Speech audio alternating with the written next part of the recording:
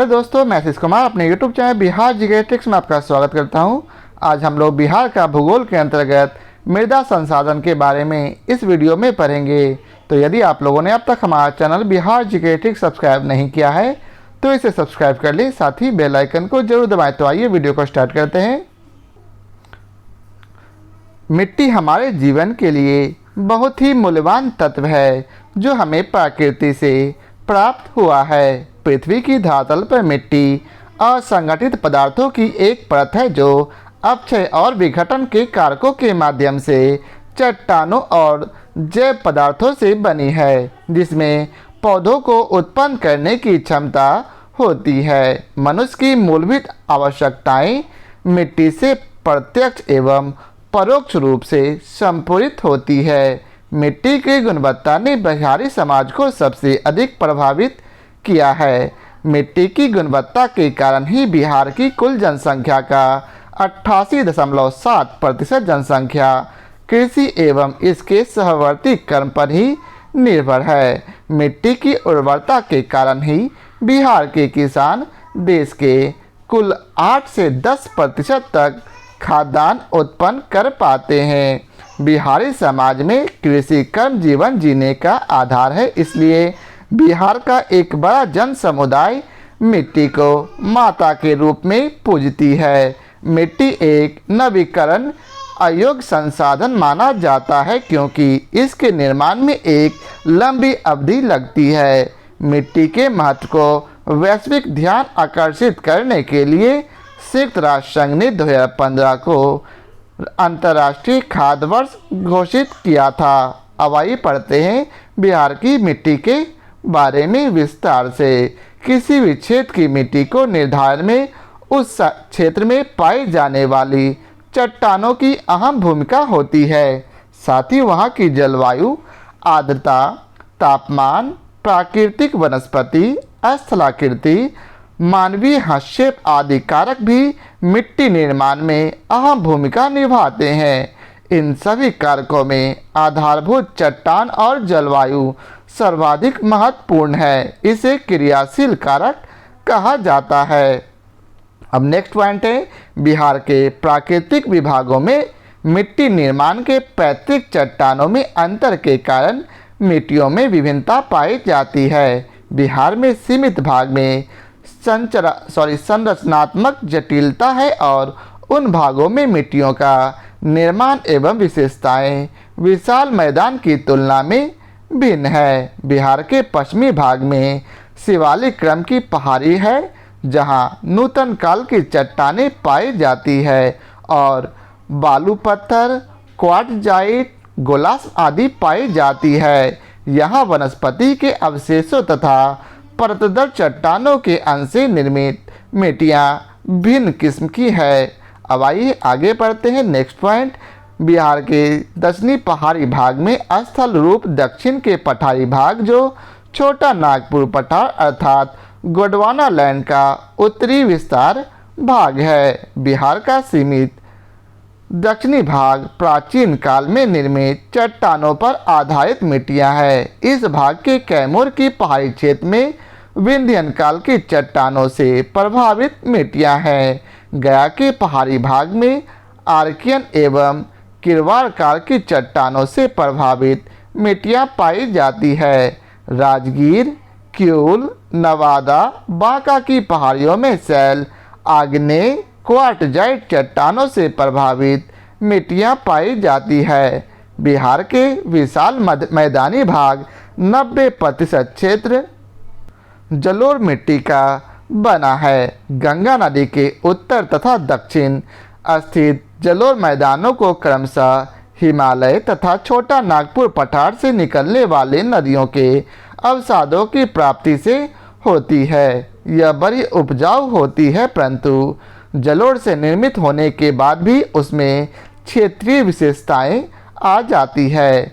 हिमालय से निकलने वाली सदावाहिनी अर्थात हमेशा बहने वाली नदियों के अवसादों से चिकनाई होती है, तो छोटा नागपुर पठार की नदियों के अवसादों में बालू के अंश होते हैं। इस कारण मैदानी भाग में जलोढ़ मिट्टी में क्षेत्रीय अंतर है, कहीं उपजाऊ केवल मिट्टी तो कहीं दोमट मिट्टी पाई जाती है।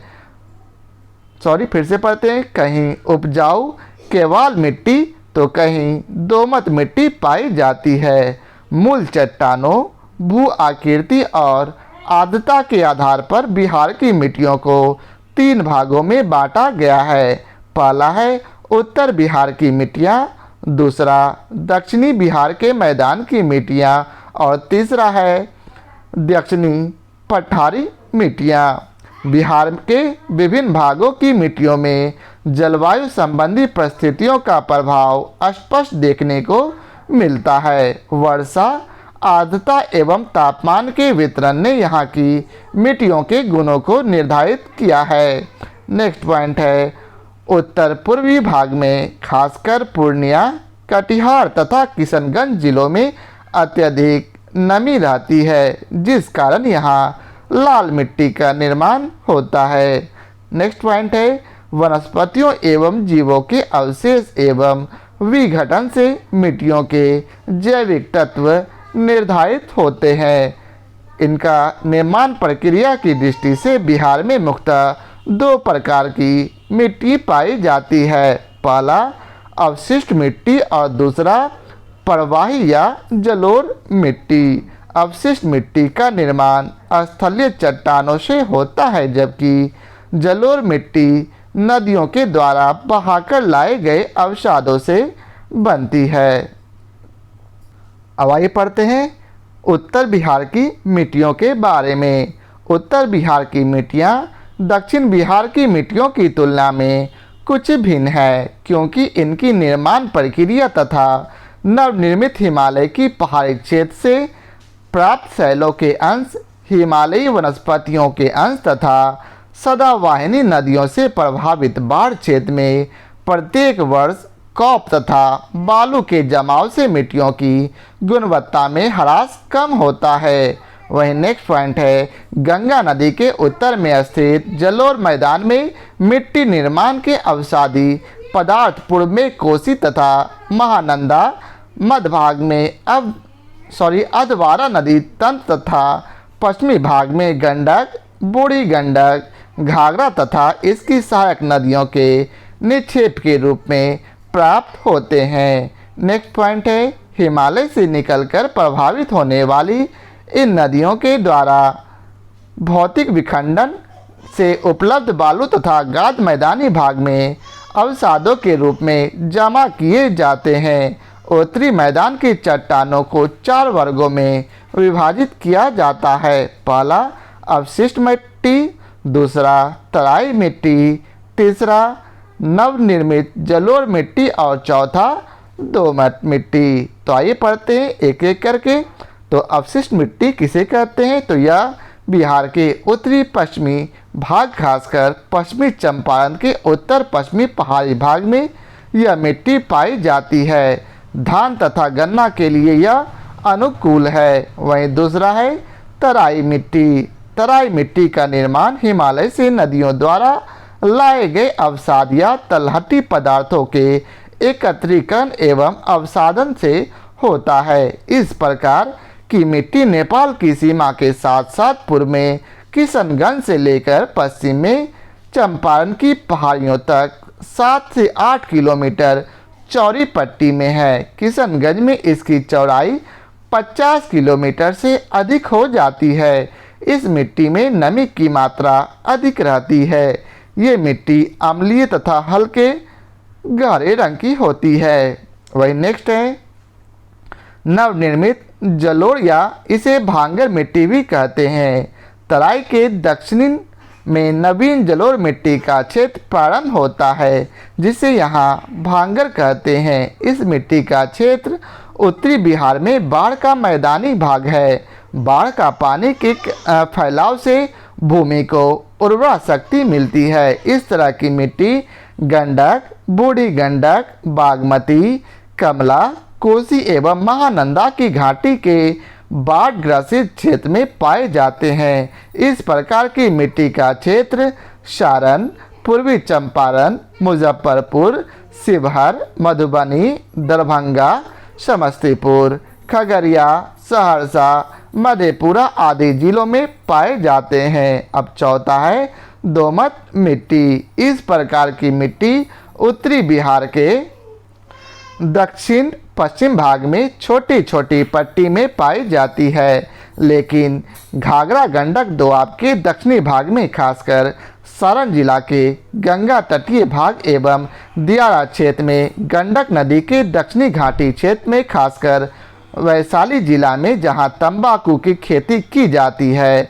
दोमट मिट्टी का जमाव मिलता है।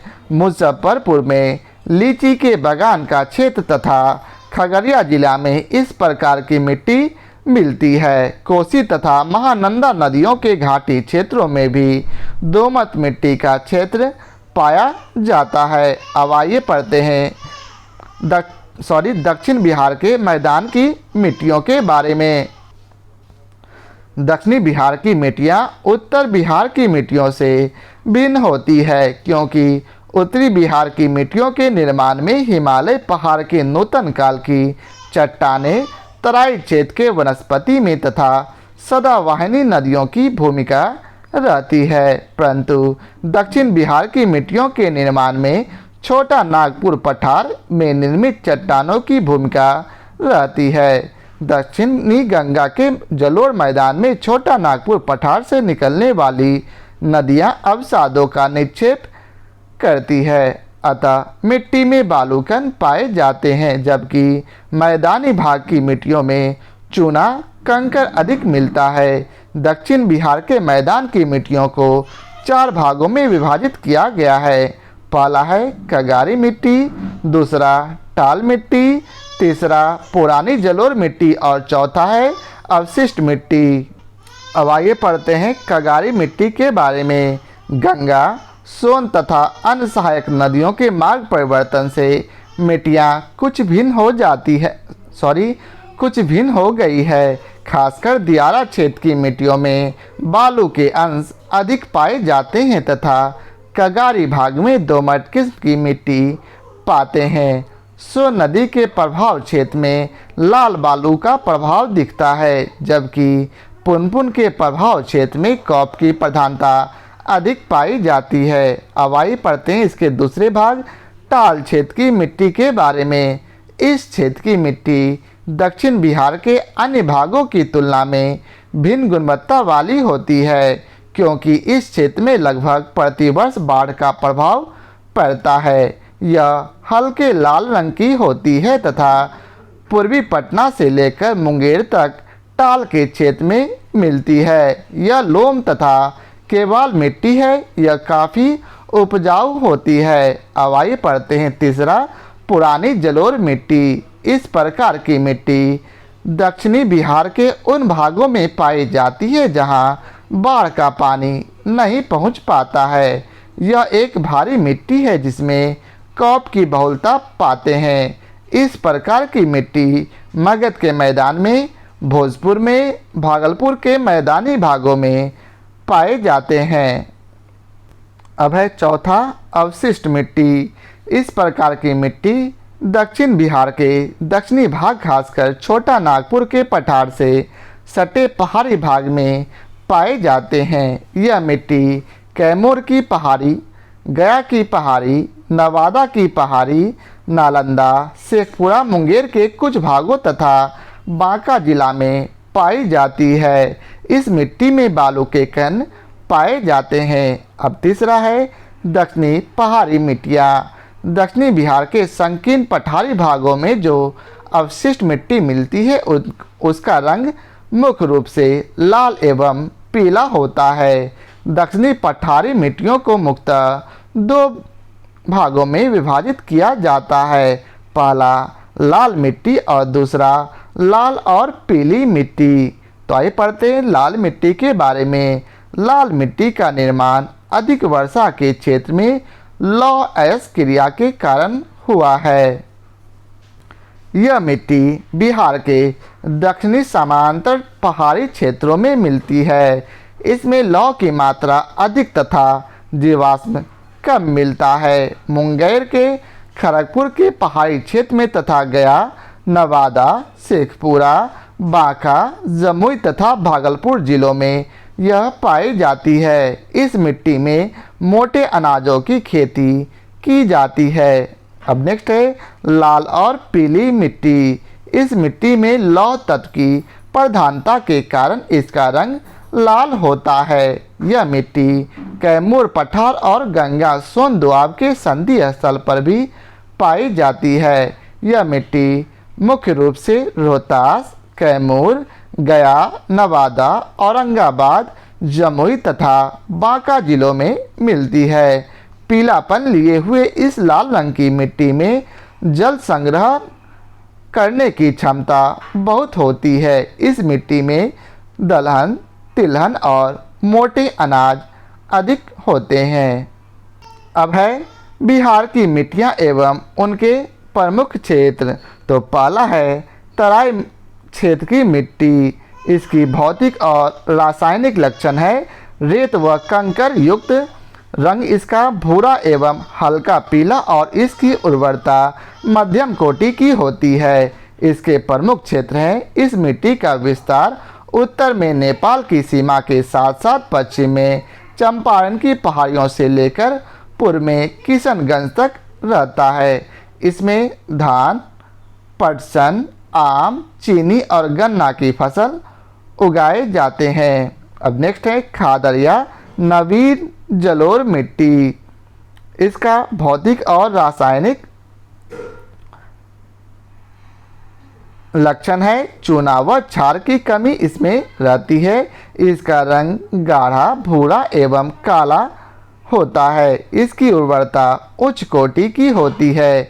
इसका विस्तार क्षेत्र है कोसी क्षेत्र में पूर्णिया तथा सहरसा तथा दरभंगा और मुजफ्फरपुर के बाद चंपारण के उत्तरी पश्चिमी भाग तक।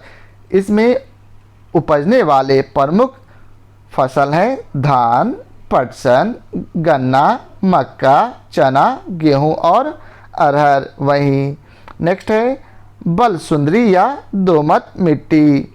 इसके भौतिक व रासायनिक लक्षण है यह चूना व क्षारयुक्त होता है।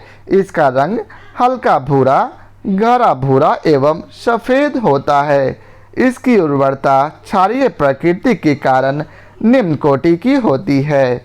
अब इसका विस्तार है यह पूर्णिया के दक्षिणी भाग से लेकर सहरसा, दरभंगा और मुजफ्फरपुर के दक्षिणी भाग और संपूर्ण सारण व चंपारण के शेष दक्षिणी पश्चिमी भाग तक यह फैला हुआ है। इसमें उपजने वाले प्रमुख फसल है धान, गन्ना, गेहूं, मक्का, तंबाकू, आम, चीनी और केला। अब नेक्स्ट है ताल क्षेत्र की मिट्टी।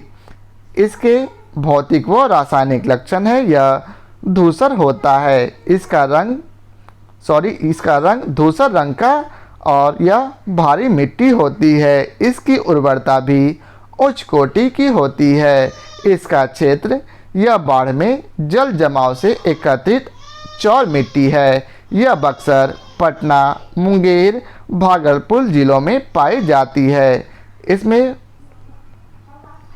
खरीफ फसल नहीं हो पाते हैं। इसमें केवल रबी फसल होती है। तो आप लोग याद रखेंगे कि टाल क्षेत्र की मिट्टी के अंतर्गत रबी फसल होती है। नेक्स्ट है पुरानी जलोढ़ मिट्टी या बांगर मिट्टी। यह क्षारीय एवं अम्लीय होता है। इसका रंग गहरा भूरा होता है और इसकी उर्वरता उच्च कोटि की होती है। इसका विस्तार गंगा के दक्षिणी मैदानी भाग में रोहतास से लेकर गया, पटना, मुंगेर और भागलपुर तक फैला हुआ है। इसमें उपजने वाले फसल हैं धान, गेहूं, अरहर, बाजरा और गन्ना। अब है नेक्स्ट बलथर या लाल पीली मिट्टी। यह रेत एवं कंकर युक्त अम्लीय होता है। इसका रंग पीलापन लिए हुए लाल रंग का होता है। इसकी उर्वरता क्षारीय प्रकृति के कारण निम्न कोटि की होती है। इसका विस्तार है पहाड़ी, तलहटी और मैदानी भाग के संधि स्थल तक। पश्चिम में कैमूर श्रेणी के निकट से पूर्व में राजमहल की उच्च भूमि तक 8 से 15 किलोमीटर चौड़ाई में इस मिट्टी का क्षेत्र है। इसमें उपजने वाले प्रमुख फसल है अरहर, कुर्थी, ज्वार, बाजरा और मोटे अनाज। अब आइए पढ़ते हैं बिहार की मिट्टियों की समस्याएं। बिहार के लगभग 74% भूमि पर कृषि की जाती है, जिसमें कुल जनसंख्या का 88.7% जनसंख्या कृषि एवं इसके सहवर्ती कर्म पर निर्भर है। यहाँ 34 प्रकार की महत्वपूर्ण फसलें उगाई जाती है। नेक्स्ट है व्यावसायिक कृषि कार्य के कारण बिहार की मिट्टियाँ निरंतर समस्याओं से ग्रसित होती जा रहा है। बिहार की लगभग 30% भूमि समस्याग्रस्त है।